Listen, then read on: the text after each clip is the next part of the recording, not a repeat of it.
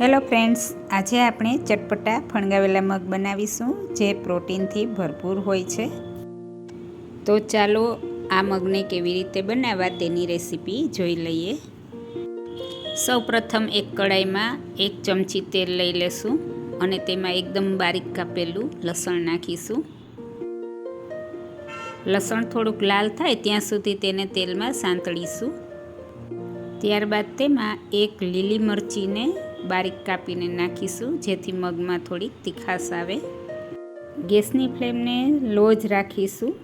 હવે તેમાં થોડુંક આદું ખમણીને નાખીશું. આ બધાને એકદમ સારી રીતે મિક્સ કરી અને તેમાં ફણગાવેલા મગ ઉમેરી દેશું. અહીં આપણે આ મગને વધારે પકાવવાના નથી. મગમાં એકદમ સરસ પ્રોપર વઘાર બેસે ત્યાં સુધી જ આપણે તેને ગેસ ઉપર રાખવાના છે અને ગેસની ફ્લેમને આપણે લો જ રાખવાની છે. બધું એકદમ સારી રીતે મિક્સ કરી અને હવે તેમાં આપણે મીઠું અને થોડીક ખાંડ નાખીશું અને ત્યારબાદ તેમાં લીંબુ નાખી અને એકદમ સારી રીતે મિક્સ કરી લેશું. તો આ રીતે બનાવેલા મગ આપણે સવારે નાસ્તામાં લઈ શકાય છે. તે પ્રોટીનથી ભરપૂર છે અને ખૂબ જ ટેસ્ટી પણ લાગે છે.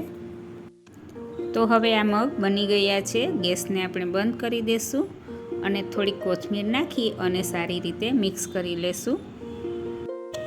તો તમે પણ આ રીતે ફણગાવેલા મગ બનાવી અને ખાજો, ખૂબ જ ટેસ્ટી લાગશે.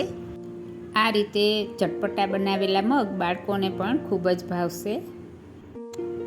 તો ફરી મળીશું નવી રેસીપીની સાથે. Thank you for watching.